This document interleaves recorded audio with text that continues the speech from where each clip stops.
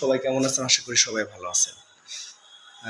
আমি এই ভিডিওটা করলাম একটু কয়েকটা কথা বলার জন্য।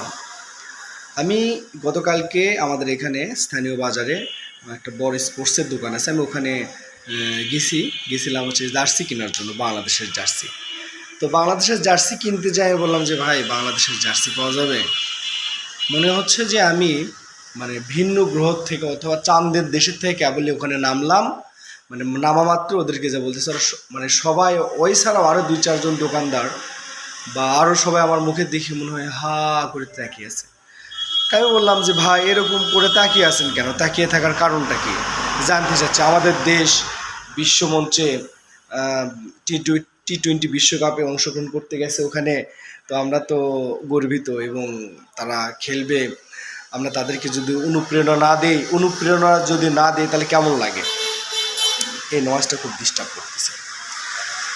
তখন দোকানদার বলতেছে ভাই আমি এই টি-20 বিশ্বকাপ উপলক্ষে অনেক জার্সি নিয়ে আসতে, ভাই কেউ আসে না জার্সি কিনতে। বললাম কেন? বলতেছে যে বাংলাদেশ খেলার যে অবস্থা, যে বিসিবি বলেন বা ওপেনিং পার্টনারশিপের ওদের কথা বলেন, কেউ জার্সি নিতে আসে না ভাই। তো আমি এই যে এটা পরে আমার ইচ্ছে ছিল যে একটা বাংলাদেশের জার্সি পরে একটা ভিডিও বানাবো, কিন্তু হলো না। তারপরে নিলাম না, চলে আসলাম। একটা ছবি দেখলাম, সেটা হচ্ছে নেপালের যাবতীয় সংসদ সদস্য থেকে শুরু করে গভর্নমেন্টে যারা সার্ভিস করে তারা সবাই, অবশ্যই তাদের হচ্ছে একটা ড্রেস আছে, ওদের হচ্ছে ফর্মাল ড্রেস, ওই ড্রেস ছেড়ে বাদ দিয়ে তারা হচ্ছে নেপালের জাতীয় দলের জার্সি পরে তারা হচ্ছে অফিস করতেছে। কারণটা একটাই, তারা প্লেয়ারদেরকে উৎসাহ দিচ্ছে। নেপালের অধিনায়ক কালকে এর আগের দিন প্রেস ব্রিফিংয়ে সে বলতেছে যে বড় বড় দল আমাদের গ্রুপ আছে, সাউথ আফ্রিকা, শ্রীলঙ্কা, কিন্তু তারা কখনো সে একবারও বাংলাদেশের কথা বলে না। আমার ধারণা বাংলাদেশ নেপালের কাছে হারবে। এই যে একটা ইকুয়েশন করতেছে না, যে এই নয়েস পয়েন্টে আসি, পয়েন্ট কাটা চলে যাই হোক, যে শ্রীলঙ্কা সাউথ আফ্রিকার কাছে হারছে বড় ব্যবধানে।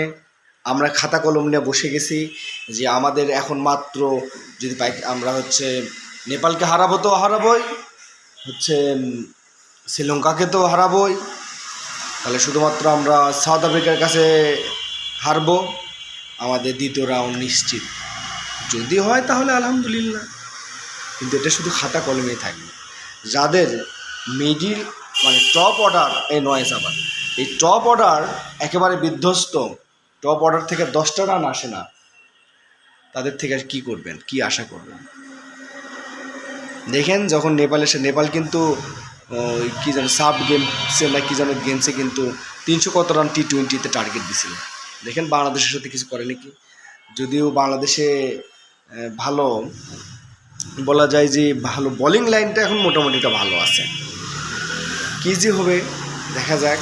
আর আশা করি আমি এরপর আরেকটা ভিডিও বানাবো, সেটাতে হচ্ছে বলবো যে সামনে শুক্রবার জুমার নামাজ পড়ে আমরা সবাই, দেশের সবাই দোয়া করব আমাদের দলের জন্য। আল্লাহ দরদি আল্লাহ, তুমি আমাদের দেশকে জিতিয়ে দাও আল্লাহ, দোয়া ছাড়া তো কোনো কিছু করার নাই। ভালো থাকেন, ভালো খেলেন, ভালো খেলা উপহার দেন, এ জানিয়ে সবার মাঝে বিদায় নিচ্ছি। আসসালামু আলাইকুম।